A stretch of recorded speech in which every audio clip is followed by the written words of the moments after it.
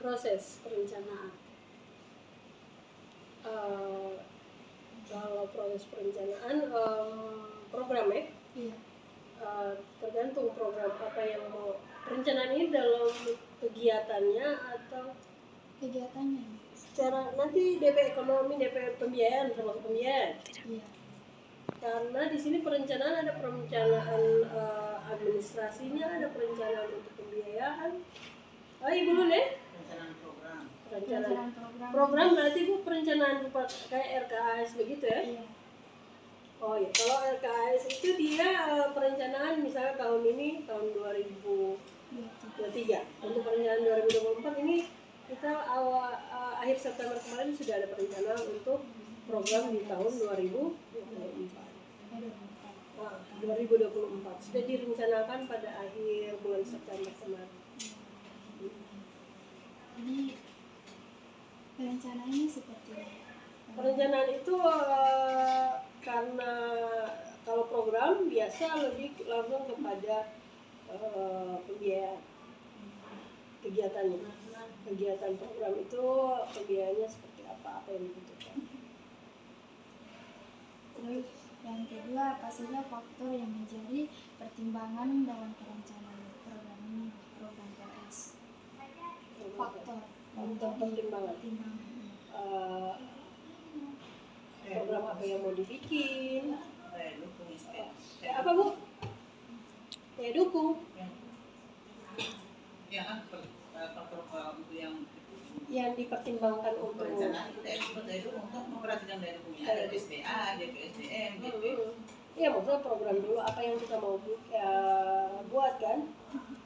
Bisa program apa yang kita mau buat, kita lihat daya dukung dari sumber daya manusia, keadaan sarana dan prasarana, dan biaya. Jadi faktornya Itu yang tadi. Program apa yang mau dibuatkan, kemudian dilihat sumber daya manusianya, kemudian sarana dan prasarana.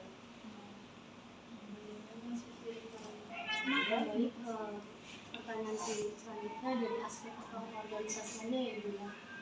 Pertanyaannya itu bagaimana struktur organisasi SKB ini dalam mengelola program PLS? Strukturnya bagaimana? Kalau strukturnya di sini kita dipimpin oleh kepala SKB. Yang di sini kita ada tenaga staff, baru ada tenaga ada struktural, baru ada fungsional. Baru fungsional di sini namanya pamong belajar. Nah, kita dipimpin oleh kepala SKB yang juga seorang pamong belajar. Seperti sekolah formal, kepala sekolah itu adalah seorang guru. Kemudian ada staff yang ada dikepalai oleh kasubag tata usaha, kepala tata usaha. Ini juga Iya, ada TU-nya, itu struktural, kemudian ada fungsional, aja kita yang biasanya menyelenggarakan program PLS. programnya itu apa saja ya biasanya? Kalau program di sini ada pendidikan kesetaraan, ada pendidikan PAUD, program PAUD, pendidikan kesetaraan, ada keterampilan. Baru 3 itu Bu ya, yang lain belum. Baik, untuk pertanyaan selanjutnya itu bagaimana pembagian tugas dan tanggung jawab di antara anggota dari struktural tersebut? Kalau untuk pembagian, kalau kita di fungsional kita ada tupoksi kan, secara jabatan. Tetapi kalau untuk pekerjaan atau untuk program itu nanti didelegasikan sebagai penyelenggara. Baik, mungkin selanjutnya dilanjutkan. Dari aspek pelaksanaan, bagaimana pelaksanaan program PLS ini menjalankan biasanya? Kalau pelaksanaannya, karena misalnya contoh program pendidikan kesetaraan, kalau pelaksanaannya dia kan seperti pembelajaran pendidikan formal, dia aspek pelaksanaan aspeknya waktu atau aspek semua. Kalau waktunya dia dimulai dari pertengahan tahun, dia sudah sepanjang 1 tahun kalau pertengahan tahun 1 semester, kalau semester ganjil sama semester genap, jadi 1 tahun pembelajaran. Begitu juga untuk PAUD Kalau keterampilan pelaksanaan tergantung, mungkin ada yang setiap 3 bulan atau ada yang misalnya 1 bulan full waktu. Apakah ada metode khusus yang digunakan dalam pelaksanaan ini? Kalau pembelajaran di sini, kalau pembelajaran apa ya? Kesetaraan. Kalau kesetaraan itu kita tidak ada yang terkampus, ada yang di luar kampus.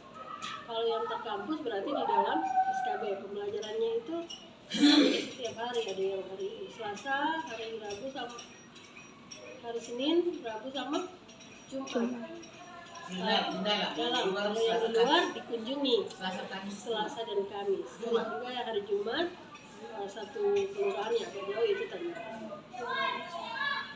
Kalau PAUD dia tetap seperti biasa dari Senin sampai Jumat, dari jam 8 sampai jam 10.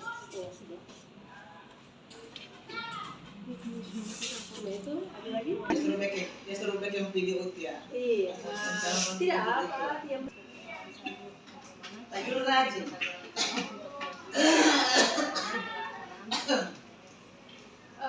kalau pengawasan harusnya ini pertanyaan langsung ke kepala SKB Bu semua.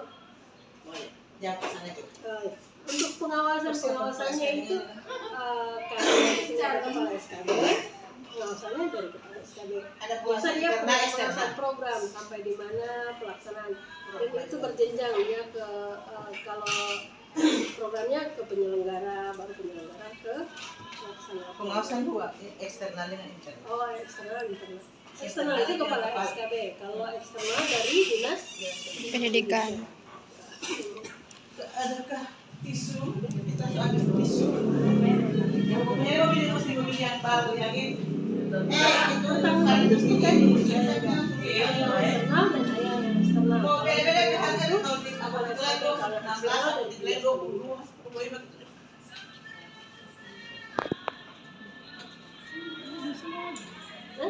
sini. Ada apa? Saya mau menanyakan tentang aspek evaluasi program. Apa saja hasil evaluasi program PLS yang telah dilakukan SKB Kota Denpasar ini? Hasil evaluasi program. Hasil evaluasi itu biasa kan kalau program pembelajaran kesetaraan itu kan 1 tahun pembelajaran.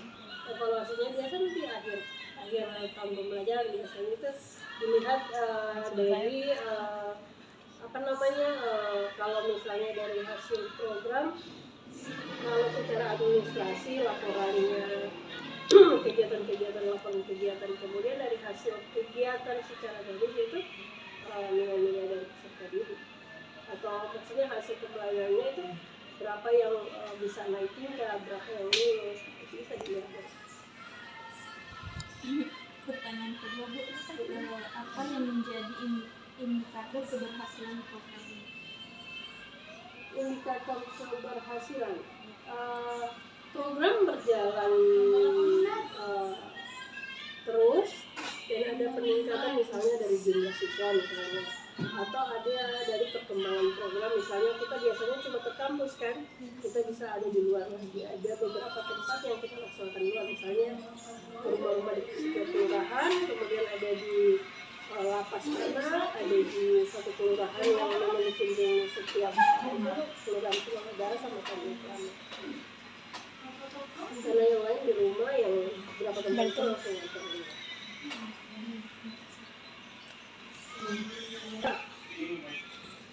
Saya menjelaskan tentang permasalahan yang timbul dalam pengelolaan program. Yang pertama, apa saja permasalahan yang timbul dalam pengelolaan program PSSKB? Kalau permasalahan itu pasti kita banyak temui, misalnya setiap program kan tidak semua berjalan mulus. Misalnya kalau dari segi perencanaan ada yang direncanakan tapi terhambat, misalnya apa ya namanya, kalau perencanaan ada mungkin tapi sumber daya diharapkan tapi tidak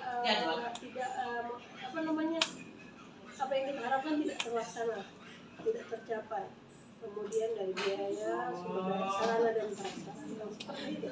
Jadi kalau ketika yang kita sudah siapkan 3 lembaga guys. pada waktu pelaksanaan 3 tidak ada lembaga. atau tidak maksimal, maka seperti itulah. Iya, stabilu. Karena permasalahan itu sepanjang perjalanannya ini karena tidak mulai terlalu apa namanya, alhamdulillah sampai saat ini kita sudah penyusunan kurikulum apa operasional. namanya bisa Tapi kan yang satu pendidikan yang mereka belajar, dengan pusat Tuhan saya di sini. Jadi itu kan melakukan Jumat, insya Allah. faktor penyebab misalnya sumber daya manusia, ada yang mungkin karena kelalaian. Kalau misalnya Kesel saya kemarin Senin Selasa itu tetapi terang karena masih ada yang lebih berwenang kan, misalnya ada yang saya ada KPA 2 kan saya, jadi yang saya ada KPA itu 2 kan saya kalau ada dari KPA sarana 3 prasarana punya. mungkin ada sarana prasarana Jadi yang sudah 3 mungkin guys. sudah rusak atau tidak bisa digunakan lagi. Baik, pertanyaan berikutnya, bagaimana cara Iya, SKB benar. untuk mengatasi permasalahan tersebut? Orang merental, Sudah.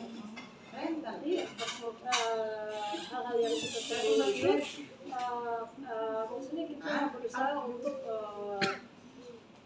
Iya, misalnya bagaimana kalau ini? tadi seperti misalnya sumber daya manusia, kita diharapkan ini ada hal yang mungkin mengabaikan pekerjaan, kita bisa ditangani oleh orang yang lain. Kalau misalnya pembiayaan, ketika ada pengurangan, kita lihat mana yang prioritas.